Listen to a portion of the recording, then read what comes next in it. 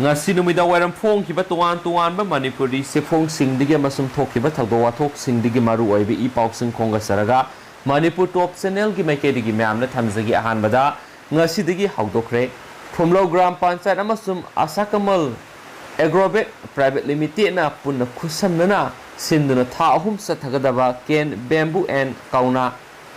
crafts ki training foundation course ama sekmai kendra gi manung sanba phumlo da leiba all phumlo community hall da ngasi hawdokre hadi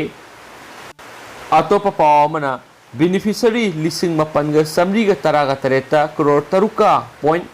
kuntra ga taruk lomgi polam singen thokre mamangi lenga na ngamdaba sing phangana na bohonari chief minister pradhan mantri jan vikas karyatram pm jbhk scheme gi makhada poultry beneficiary lising amaga samri ga taraga nipanda lupa crore amaga point taraga humdoi agricultural gi lising ani ga songwaga nifuga marida crore 1.25 carpentry gi lising amaga sahunga humfuga mangada crore 1.37 yauna ngami lising ani ga sanipan ga subni ga ahumda puna crore taruka point kuntraga taruki tungan ba polam sing ngasi konung mamangda leiba city convention na pangthok pa thoram amada manipur gi chief minister en berena yen thokre hari thoram asig mari leina chief minister na haikibada telab sahi mari makhai sida bjp gi lusingba prime minister narendra modi gi sabka sath sabka vikas amasum sabka viswas haiba wakhalon gi makhada sakar sina misa myam da puksel sengnamadi transparency oina thabak tawbadegi ngasidi miyam na party asibu thajaba nomo gi hengalakli mana hai haukiba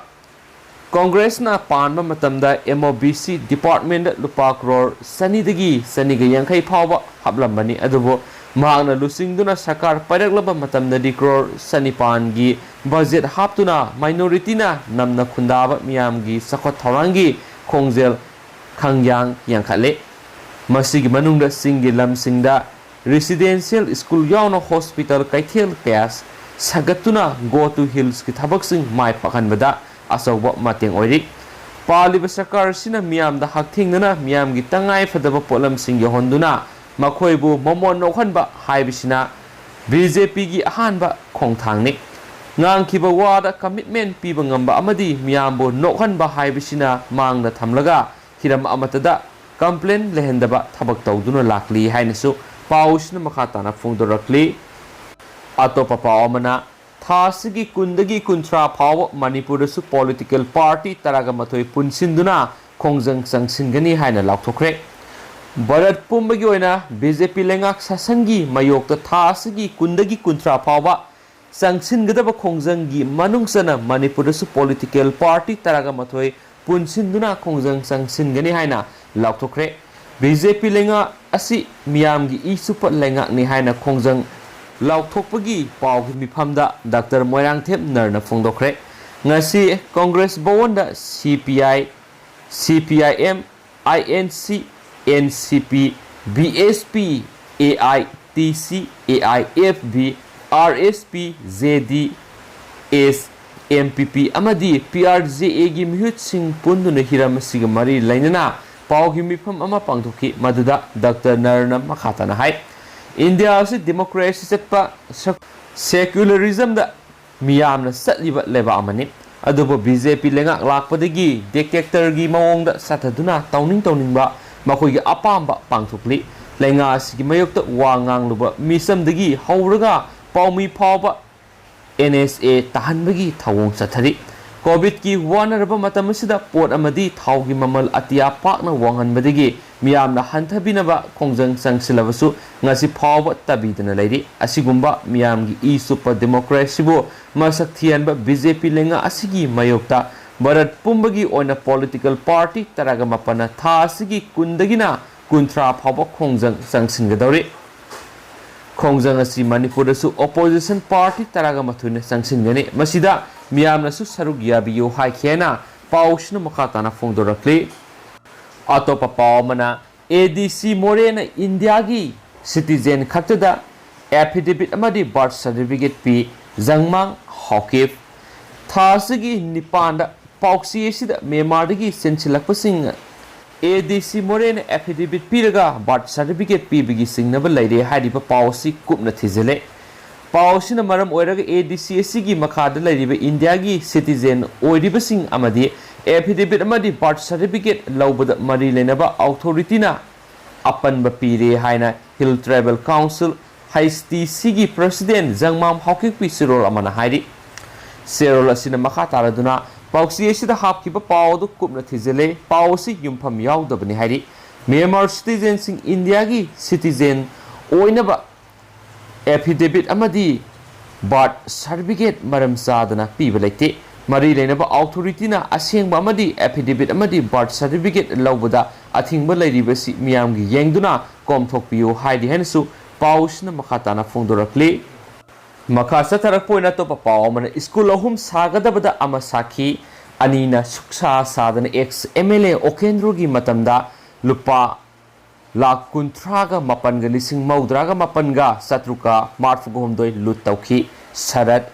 ममांगी Congress लंगा की मतमदा education minister सु ओइरंबा हाइरो केंद्र की हानगी मिहित मोइरांगथेम ओकेंद्रोगी मतमदा केंद्र सिगी मनुंगसनबा इंगालोक मसा इंगालोक असौबा अमसुम मलई तंपाक प्राइमरी स्कूल अममम पुन्ना स्कूल अहुम सागदबदा इंगालोक असौबदा स्कूल अमखक सारगा लेमौरिबि स्कूल अनि एदुना सुक्सा सादना पुन्ना लुपा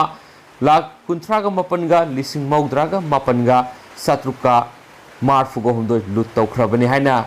लैंगाक्लोक डेवलपमेंट कमिटी की सेक्रेटरी M शरद मैतैना मराल सीख्रे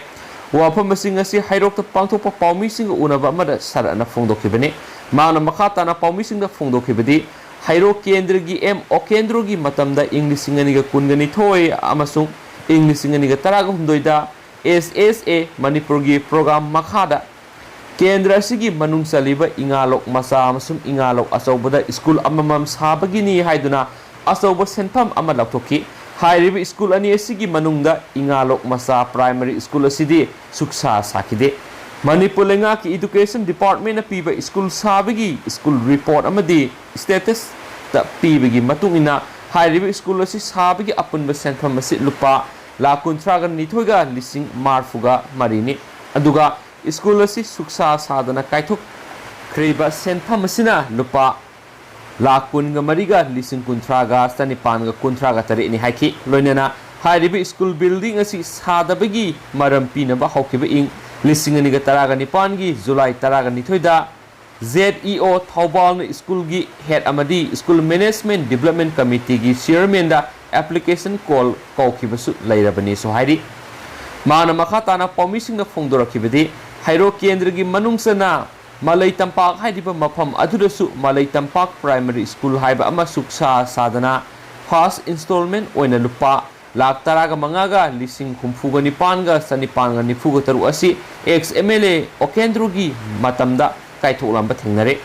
मलई तंपाक की स्कूल असिगी मतांगदा ZEO थौबाल की मेकेडिगी हाइरो पुलिस स्टेशन दा हौकिबा इंग्लिशिंगनिगा तरागा निपानगी सेप्टेम्बर 19 FIR अमा संदुना लैरंबसु थेंगनरे अमसुम अदुगा स्कूल स्टेटस रिपोर्ट की मतुंगिना मलई तंपाक स्कूल असिगी सेनफमसु लुपा लाख कुंथ्रागा निथोयगा लिसिंग मार्फुगा मरिनी हाइनसु पाउशन मखाताना फोंदोरक्ली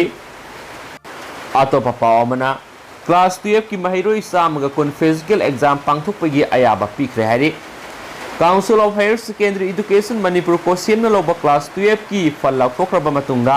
महिरोई सामगा कुन नौना फिजिकल एग्जाम थाजगे हैरपदगी काउंसिल अयाबा पीखरे हाइरिबा क्लास 12 की फिजिकल एग्जाम असि सलिबा सेप्टेम्बर 10 दगी हौना पांथोकनबगी मतम लेबले हाइना काउंसिल की चेयरमैन फोंदोखरे पनबा याबदी कोविड-19 लाइसन मरम ओइदुना लमदम असिगी महिलोइसंग सिंग थिंगजिनदुना